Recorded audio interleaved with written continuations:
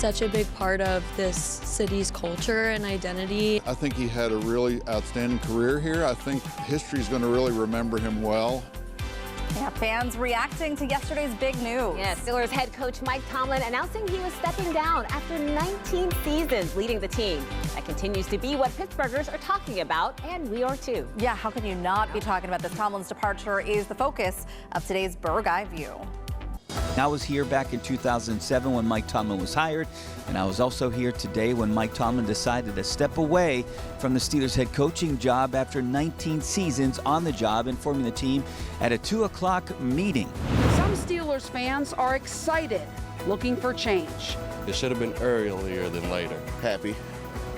It was time for him to go. I mean, 0-6 in your last 6 playoff games, haven't won one since 2016. Other Steelers fans are lamenting the news. I feel like when you're a coach, people are too judgmental. I know in my heart that he was always doing what he felt was best. The most consecutive non-losing seasons by any coach in NFL history. Thank you, Pomp. And as well known as Tomlin's success over the years, here are some of his Tomlinisms. You know, the standard is the standard. Here's a few others. Significant challenge, one that we're excited about because, man, we love being in the kitchen. And AFC North ball is in the kitchen. It's a fine line between, you know, drinking wine and squashing grapes, as we say in this business. Don't blink ever, ever. Cut your eyelids off. Forget the opponent. They're nameless gray faces. Well, Mike Tomlin is out as the head coach of the Steelers after 19 seasons. In a statement, he thanked the players, staff, and Steelers fans. He said, quote, "Coaching in Pittsburgh is unlike anywhere else, and I will always take great pride in having been a steward of this team." Yeah, we want to bring in KDK sports reporter Cassidy Wood right now to talk about this a little bit more. And I know I was glued to the TV last night, even watching today through the hours today and seeing some of the developments that are happening. Yes. And I think that this is going to continue to be a big topic. Oh, yeah. And we're so happy that you could join us today to talk about this. But Cassidy, I think a lot of people are wondering, why now? I mean, we've lost before. Right. So why now? Why this season? Yeah, I think for him, I think some of it, the writing was kind of on the wall. I think some of it might have been potentially a little bit of burnout. I think, you know, this was the 7th straight time they've lost in the playoffs, and I think fans have been very vocal about that. There were fire Tomlin chants just a couple weeks ago at home. So I think that maybe sparked some things. I do think, though, too, it was potentially a topic of conversation at the start of the season. I think going into this season, it's his 19th year. I think part of the reason they built the roster that they did was because they thought, oh, maybe this is the Hail Mary, the final chance. And that's why they brought in all these vets, Aaron Rodgers, you know, guys with such a caliber that could potentially finally get over the hump and get that playoff win. And when that writing was on the wall again, that it wasn't happening, you know, at that point, I think he just made the decision. Now, I'm shocked that it came just 15 hours after this loss. I think that's insane. But again, I think if you're having those conversations constantly all season long, then after a loss like this, it's really not that surprising. I know. And I know you've been following him since you were in West Virginia. And I'm curious, I mean, you used the word shocked, but what was running through your head when he made that announcement? I mean, it's crazy, you guys, because yes, I've covered him professionally since being in West Virginia, but also just being a born and raised Steelers fan. This is all I've really known. I mean, he got hired when I was only like 11 years old. So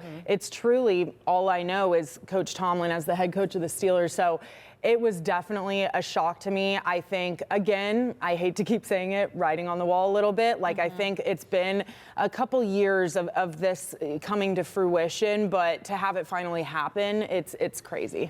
So you speak with the players all the time in the locker room, before, after, during practice. And what was the sentiment that you were hearing this season? I know we have some reaction from them. Actually, let's take a listen to this right now. Take a listen.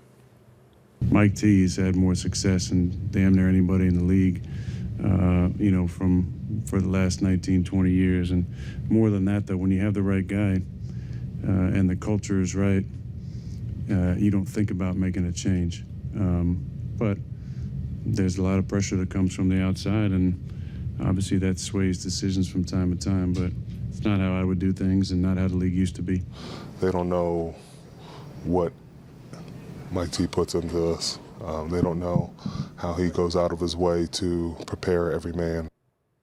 So hearing from Rodgers and Cam, obviously, what have you kind of heard from players along the way, even just the season? Yeah, I mean, Tomlin is a player's first coach. We all know this. And so his relationship with these players is incredible. And that's why a lot of guys want to come and play for him and wanted to. Why Aaron Rodgers wanted to come and play for him is because he knows that he's a player's first coach. And whatever the players say, he's going to potentially, he'll probably do, which in a lot of other situations, it's the coach kind of has a stranglehold on the program a little bit. So it's giving the players a platform to be able to voice their concerns and have that open door policy, I think, was really attractive to them. Yes, it's a winner's league, though. You have to win games. Winning brings tolerance. And I think that's where, you know, it's kind of, but like I said, I mean, the players love him. Cam Hayward spent over a decade here. Right, that's his only coach. Right. So Right. they love him. Yeah. So what do you think is next for the Steelers? I mean, after such a big loss. Yeah, I mean, it's so crazy. I don't know. I think right now a lot of fans especially are really wanting an offensive-minded coach. I think we've had a lot of defensive-minded head coaches in that role as of late, and I think people are ready for a change. I think, unfortunately, though, a lot of the candidates that come to mind are defensive-minded coaches. So as long as maybe they can get an offensive coordinator in here who's very strong and knows how to adapt, right? Because that's the other thing. Tomlin's been around so long. The league has changed. The quarterback position has changed. They're dual threat quarterbacks now, and Tomlin being so heavily focused on defense, I think it also, he wasn't willing to adapt so much to the way the game has changed and evolved. And so I think whatever coach comes in next needs to be able to recognize that and be able to adapt. Yeah, no, absolutely. Oh, and we want you to stick around for this next conversation, so don't go anywhere, because as you know, we are counting down to something big. 99 days until the NFL draft comes to Pittsburgh, and each Wednesday we're showing you what's new, what to expect this spring as we count down to the draft. I see what you did there. Here we have a clearer picture of the Steelers in this year's draft. After the wild card loss Monday, we secured our spot. All right, drum roll. The Steelers are picking 21st. Okay, Cassidy, I have no idea what that means.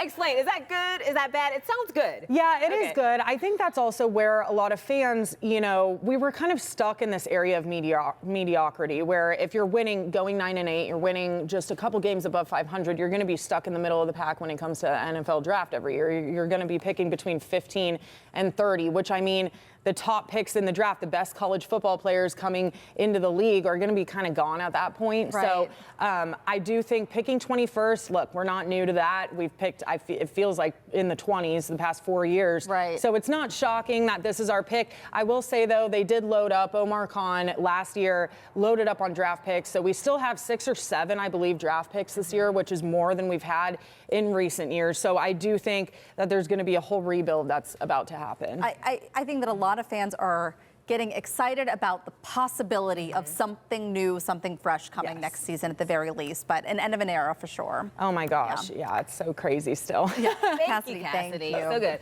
All right, a lot of young college athletes' lives will change on draft night, and that brings us to our junior achievement question of the week.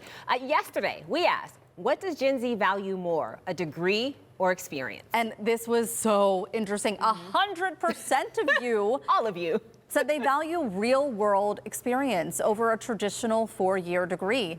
JA did some research of their own on this too, and they found only 40% believe a 4-year degree is always a good investment. 56% value real-world experience more. And we know what the college degree is something that people still look for. Right.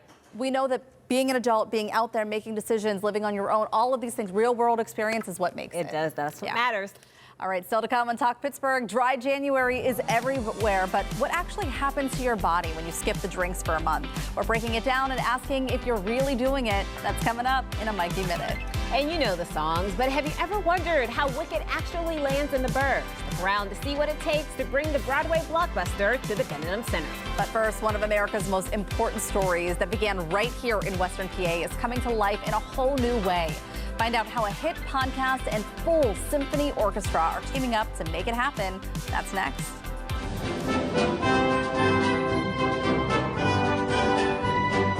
I'm here to tell you the tale of 13 disparate, distinct, unattached to each other British colonies setting aside differences to unite as something greater, and how their union survived a bloody existential crisis. the Civil War. What if history felt more like a movie than a lecture? This weekend, the creator of a chart-topping podcast is teaming up with the Westmoreland Symphony Orchestra for a live experience like no other. The Unlikely Union touring show is bringing America's beginnings to life at the Palace Theater in Greensburg this Saturday. Leading the story is the voice of the History That Doesn't Suck podcast, Professor Greg Jackson. We want to thank you so much for joining us. What a really neat thing. This is the first time you're bringing on a full orchestra for this. Tell us a little bit more about the experience that people will get. Yeah, it is the first time we'll have a full orchestra behind me. So first off, in terms of experience, if you enjoy the symphony, if you enjoy listening to an orchestra play, this is an original score, a very exciting one that nonetheless brings in some favorite pieces from Americana, Civil War numbers. We've got a beautiful melody that ties together Battle Hymn of the Republic and a few others that will be familiar. But the score itself is incredible and worth listening to.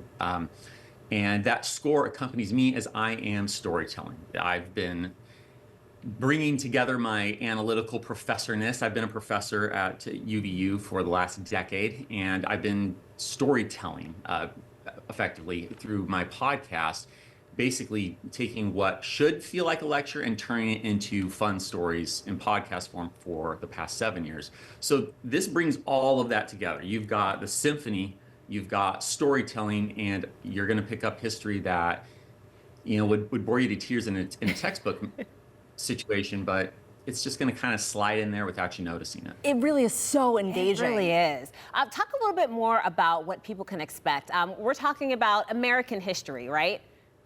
Yes. So in basically 100 minutes, we're going to go through 100 years of American history. You're going to get the nuts and bolts, the big stuff from the Revolution, all the way through the Civil War. But while we will, of course, cover the greatest hits, if you will, the main causes, you're also going to get what I'd like to say are maybe some of those deep tracks, because we're going to meet on a deep level important characters like Nurse Clara Barton from the Civil War and see the important role she and other women played in saving countless lives. Frederick Douglass and the vital role that he played in his friendship with President Abraham Lincoln and how that impacted eventually bringing 200,000 Black Americans into the Union Army and the incredibly important role that played. So overall, what you'll hear is the story of this union itself. Basically, where did we get this crazy idea that these 13 colonies should form a union? And then how did they stick together through all the various challenges they faced in that first century, and then come out of this brutal Civil War and somehow patch things up to any extent at all? And as we've gone around the country telling this story, we've done it in red states, blue states, you name it. Pretty much everyone's walked out with a renewed sense of, my goodness, maybe the tensions we're feeling today aren't so unique. Maybe we can get through them in the present today. And I really enjoy instilling that sense of hope that comes with a deeper understanding of what we've already been through. You're also pulling audiences of all ages. This is not like a one-size-fits-all, which is really neat, too. It is. One of my favorite memories was doing a show in Colorado. We have little kids at the shows all the time, but I was doing a meet and greet afterward, and the parents immediately said, "Look, we're happy to be here. We love the show. We're here because of her." And they point to their little 8-year-old. Wow. And she's beaming at me like I'm, Mickey Mouse, and she's at Disneyland. So, it's so fun to see young children so engaged. And then, on the other side I've been meeting with some seniors who, after the show, they come to the meet and greet and they say, "So how do these podcasts work? I think I'd like to start listening." Okay, well, let me show you. We pull out the phone and I walk them through how the app works. It's really been humbling and a blast. How cool. What's it like working with an entire symphony? I would have to imagine that it's a massive undertaking. Yes, it is. And, and it's part of why we're going to the Palace Theater. Michael Rosel, the executive director there, Maestro Daniel Stainer, they are just phenomenal, fantastic. I mean, this is upping the storytelling I've been doing, which has been engaging. We've sold out theaters. It's been great. But doing this with, about 40 overall people between the symphony and the choir that are going to accompany me, there's just so many moving pieces. And it takes an excited, organized, brilliant team like that duo, you know, to even give me the, well, the daring, the willingness to say, okay, let's go for it. I've heard their practice. You know, they've recorded and sent me things. It's gorgeous. They've got it together, and I'm coming into town tomorrow, and just absolutely thrilled to be able to, you know, start really seeing this thing come together. Well, it's amazing that you're coming. We're so lucky to have you here, and you really are proving that history doesn't suck. Yes, you are. So thank you so much. Thank you. Good to talk with you. The Unlikely Union, a storytelling symphony, is happening on Saturday night at the Palace Theater in Greensburg. We have more information on our website, kdka.com/talkpittsburgh. Okay, so now that we know that history doesn't suck, what about the weather? Because I think that we're turning that way, Mary. What do you think of single-digit wind chills? Love it. Oh, we love that. Oh, we love it. There have been some really nice days in January before. And then I'll also let you know how this month is panning out. Plus, we have rain and snow. I'll time it all out for you, and that's coming up when we come back.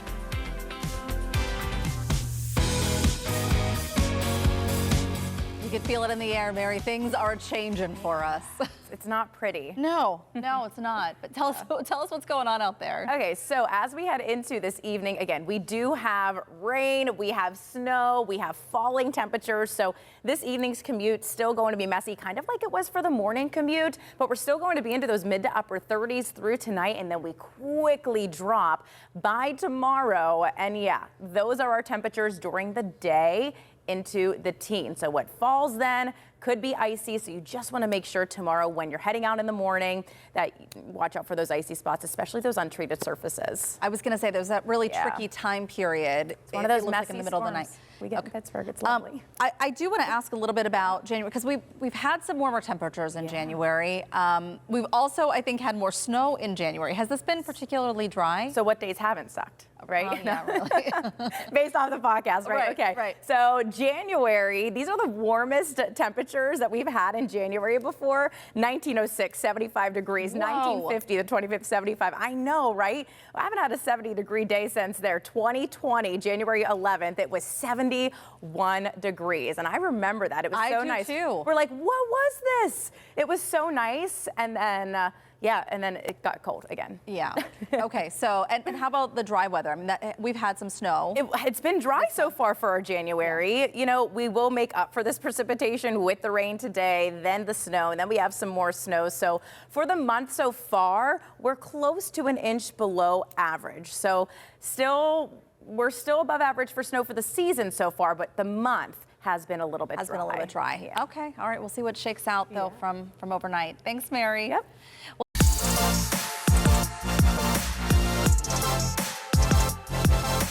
Every January, millions of people take part in what's known as Dry January. Not the weather. This is something different. It's a month-long break from alcohol, which started as a public health challenge back in 2013. It has since grown into a global trend. And under a Mikey Minute, what are some of the benefits of giving up alcohol for the month? Can you do it, Mikey? I can do it. Here we go. So why do people do it? Why do they do Dry January? Well, research shows even a short break from alcohol can produce notable health benefits. Participants in several studies report better sleep, increased energy, weight loss, improved mood, even healthier liver function and blood pressure. According to WebMD, your relationships may even improve because now you can focus on building real connection. And some of these results can show up in as little as 3 weeks.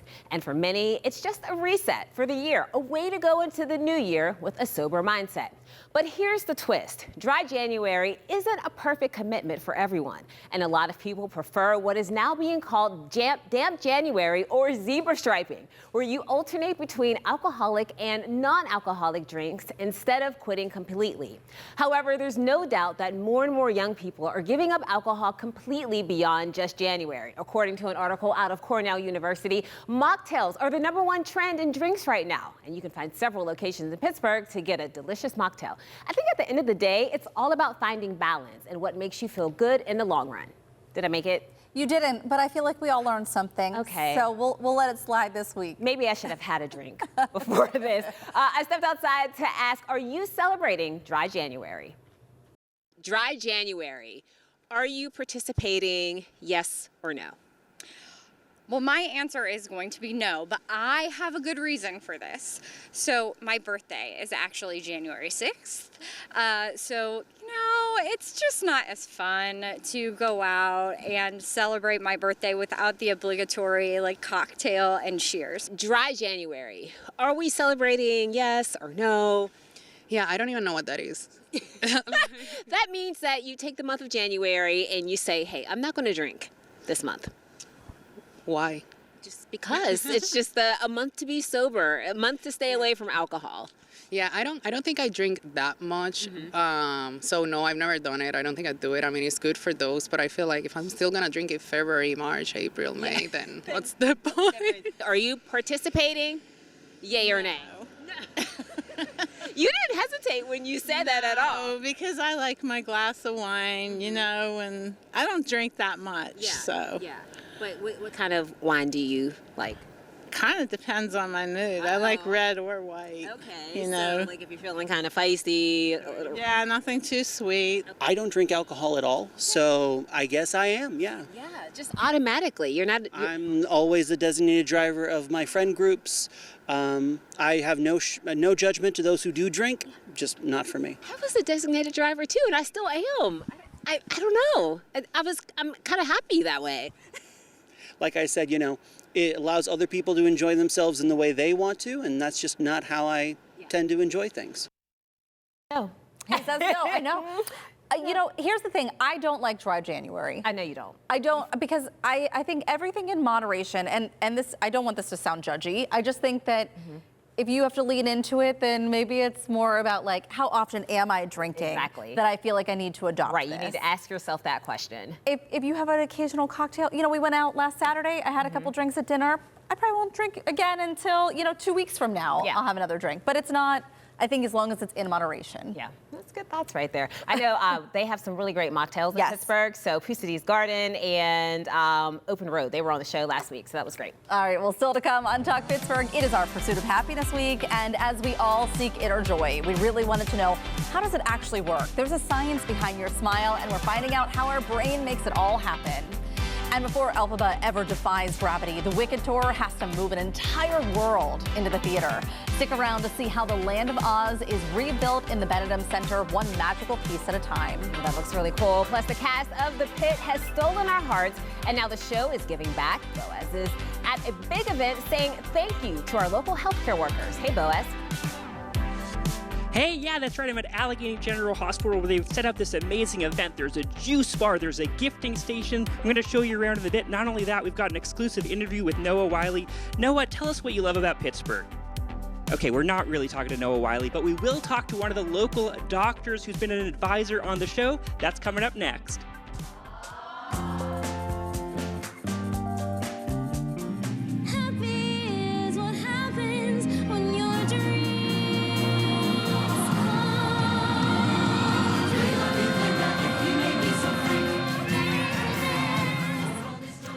We couldn't be happier that Wicked for Good is now streaming at home. And if you want to binge both films back to back, that's about 5 hours of Oz magic. But if you'd rather experience it live and cut that time in half, Wicked is back in the Burgh starting tonight. Daisy Jade is finding out how Shiz makes its way to the Steel City. Hey Pittsburgh, are you ready to defy gravity? Well, the Broadway phenomenon Wicked is flying here into Pittsburgh, and with a show this big, there's a lot of moving parts to make magic happen. So I'm going to join up with the company manager, Steve Quinn, to see what it takes to bring the Land of Oz right here in Pittsburgh. Well, of course, we have Wicked here this weekend, and you have been part of this company for 21 years. How exciting is it to bring it back to Pittsburgh? We're so excited. It's been since 2017 since we've been in Pittsburgh.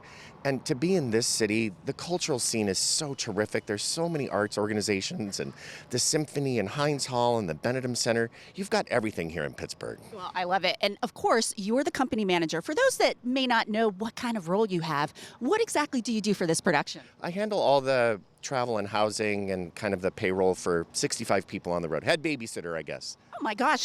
Or in other words, the Oz behind the curtain, right? Yeah, the man behind the curtain, true. Yeah, so there's a lot of moving parts. Of course, big sets, elaborate production. Tell us about what the biggest challenge is whenever you come from city to city. It's always weather. I don't know why they keep booking us in the winter, but it's fine. And it's been great today, so things are going very smoothly. But always it tends to be about weather, getting the trucks to and from each city, especially in the wintertime. And there are challenges in each theater, but the Benedum is world class. I mean, we slide right in. A lot of the stagehands that are working in our show travel with the show. Like, they're part of our traveling crew, and they've been with us a very long time. And so 6 years you've been coming back to Pittsburgh. This is our 6th time here since 2006. Okay. Yeah. So, of course, we have the Pittsburgh audiences that love Wicked, people that have never seen it, people that come back time and time again. What is it about this show that just really resonates with people? I think that we all have a connection to the Wizard of Oz. I also think that it's a strong story of friendship.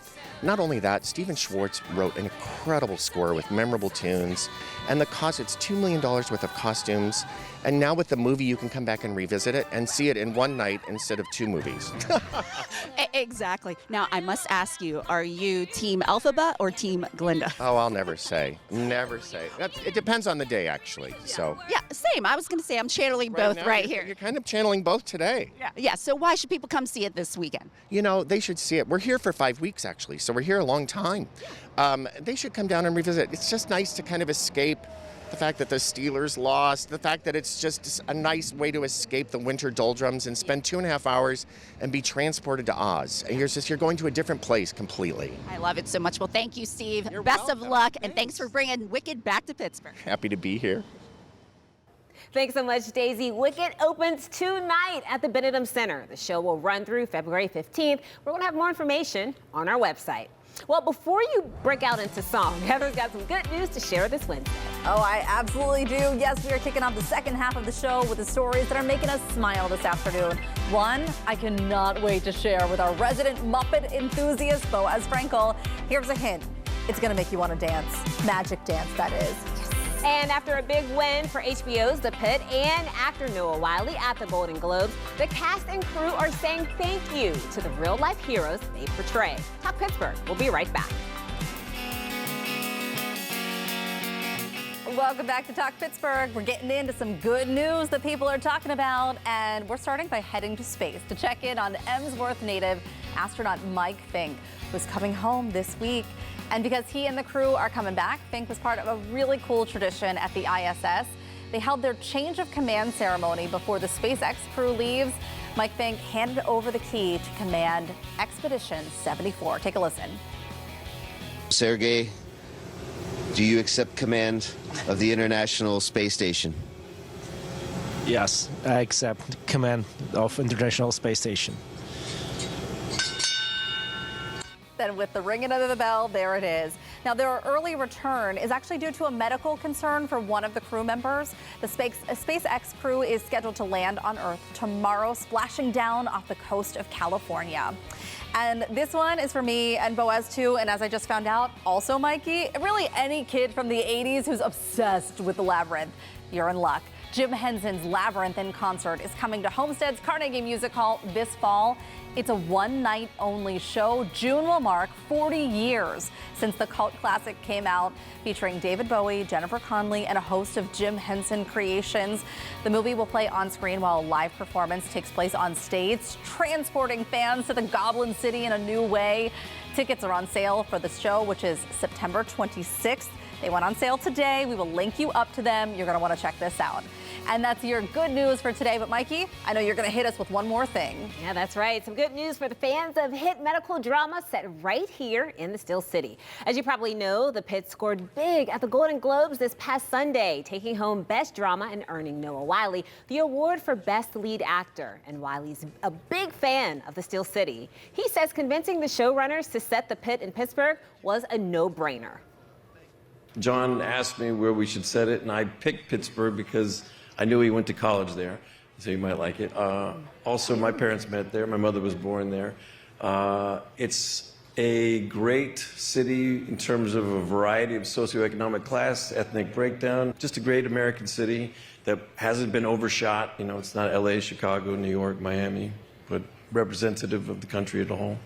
Yeah, we are a great city. The second season of The Pitt premiered last week, and now HBO is back in town, not to film, but to show some love for the real-life medical professionals who inspired the series.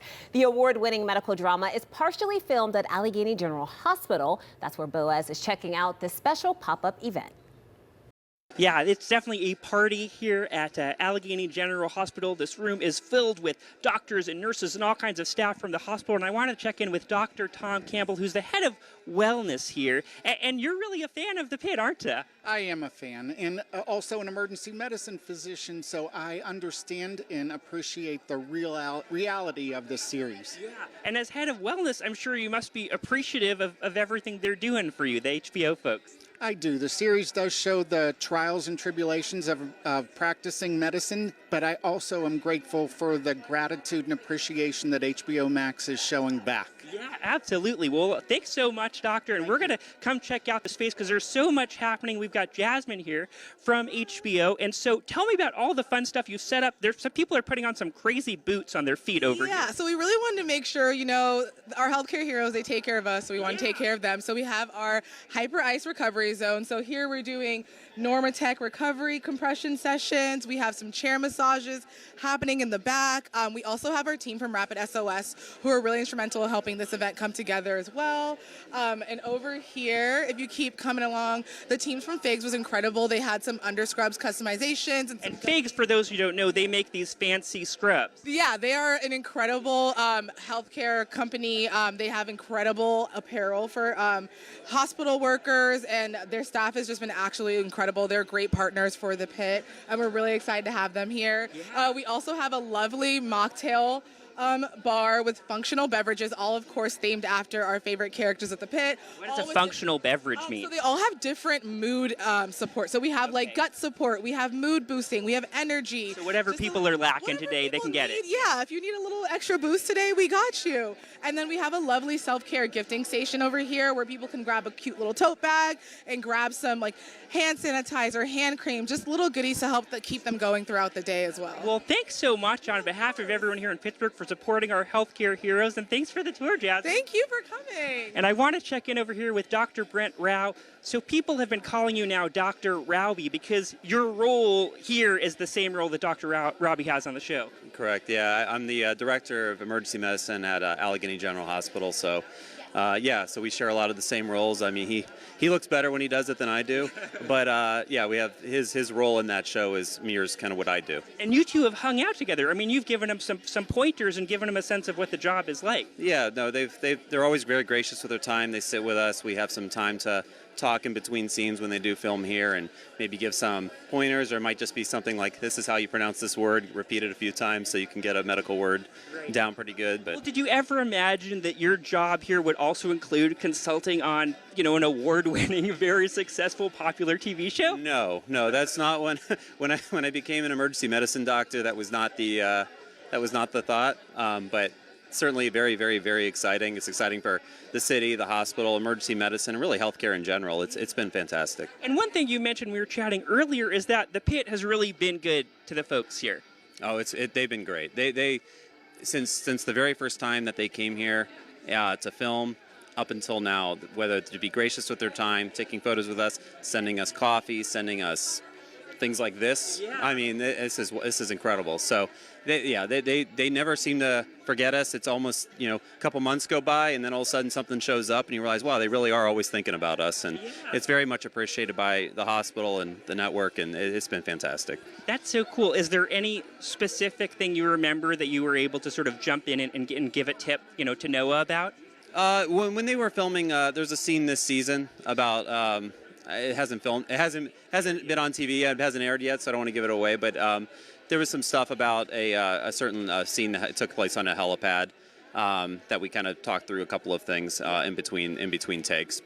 And then certainly, you know, we're always trying to, hey, this would be a fun idea for the third season. Whether, you know, assuming there is a third season, but now there is. We know that for sure. But at the time, we assumed they had just won a bunch of Emmys. Now they're Golden Globe winners, so clearly there's going to be more seasons. But they hope that next time they film even more in Pittsburgh. Listen, I would love for them to film the whole show in Pittsburgh if possible. within reason. Obviously, we still have to take care of patients in our emergency department, but it's a Well, beautiful thank you city. so much, doctor. I really appreciate it. You know, I feel like when our job gets stressful, we say like, oh, it's not brain surgery. But some of the folks in this room, they are doing brain surgery. So I am so appreciative of everything they do. Thanks so much. We'll send it back to you in the studio. All right, thanks so much, Boaz. A new episode of The Pit comes out tomorrow. You can watch that on HBO Max. How well do you know your health? Facts from fiction. Does going outside with wet hair really make you sick? And how many germs really spread when you blow out candles on your birthday cake? This morning on Pittsburgh Today Live, our Wellness Wednesday expert, Dr. Natalie Gentili, tackled parents' burning questions. The next one, if you sleep with the fan on, you'll get sick. I'm actually going to say false to this one, too, because I feel like it circulates the air. It circulates the air just like with opening windows, right? Like we're keeping air moving. Now, I will say, if you're in a really dry space and your nasal passages during cold and flu season are getting super dried out, that might make you more susceptible to picking up some of those respiratory droplets. But I'm going to go with false and agree on the whole. That's interesting. Oh, well, that's so good because I always sleep with the fan on. And just a reminder, our health is such a big part of our happiness. So today, Heather's sitting down with Dr. Gentili to find out what makes us happy. I will do anything to keep the conversation with her going. So today we are breaking down the science of happiness, what sparks joy, and how to boost those feel-good vibes every day. And I think that we should start truly with the science of this. I'm so glad that you stuck around for this conversation.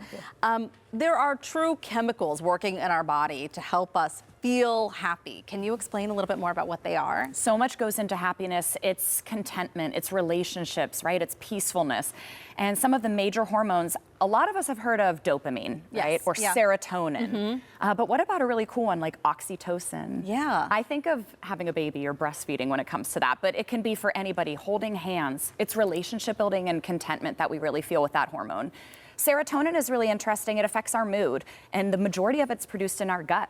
So improving your happiness a lot with serotonin has to do with what you're eating. And I feel like there's been a lot more conversation about that, the brain-gut connection. Yes. And so, and you're a big proponent of eating your way through all of this too, like eating your way into a healthier lifestyle, and that can mean your mood too. Absolutely. So much about happiness has to do with our gut microbiome. So the things that we are eating that are going to improve the bacteria in our gut, like our plants, colorful foods, fruits and vegetables, make a huge difference actually in the long run when it comes to inflammation and then mood. Okay, so let's talk oxytocin.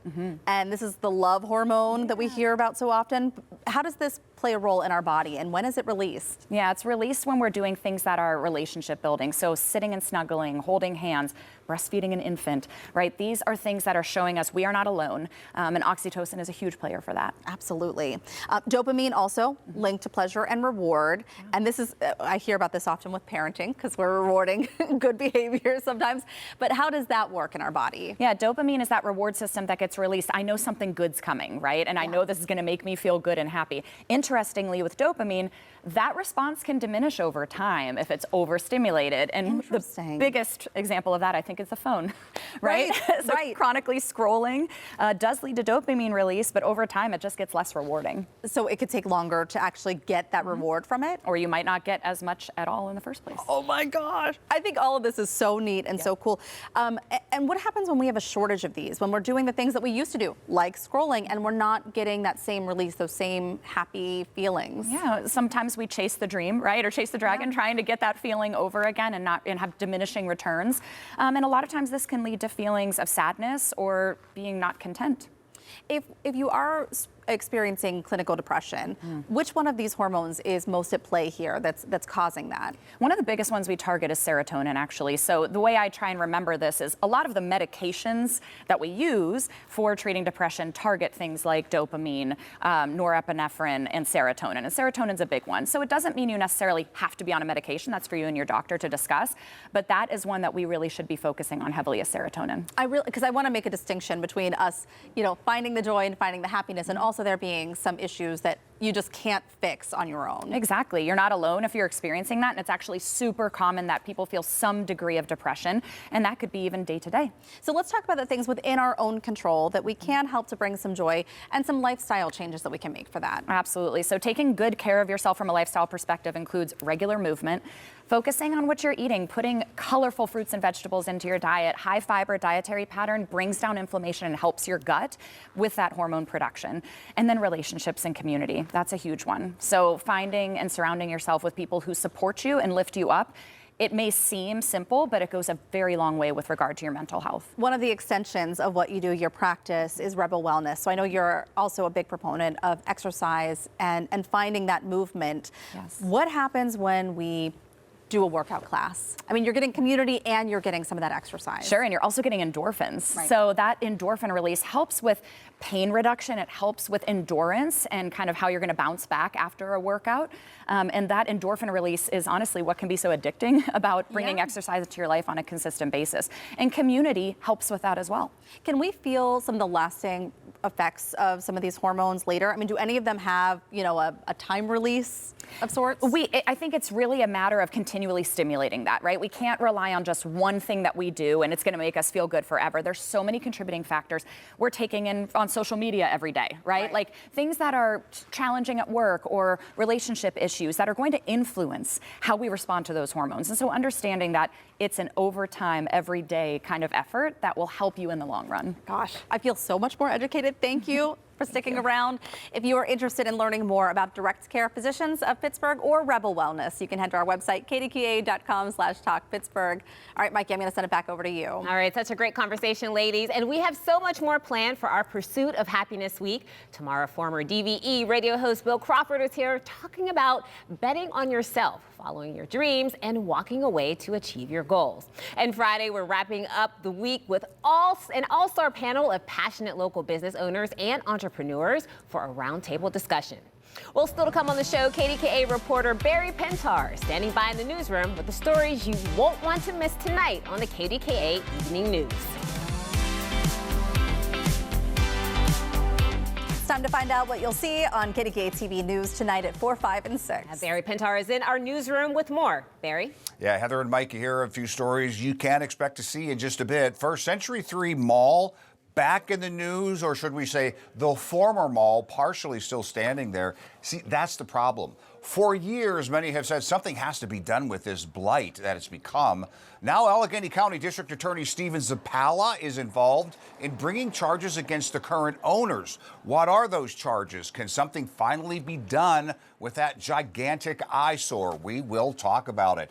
Also today, Steelers owner Art Rooney is speaking publicly about the exit of Mike Tomlin as head coach.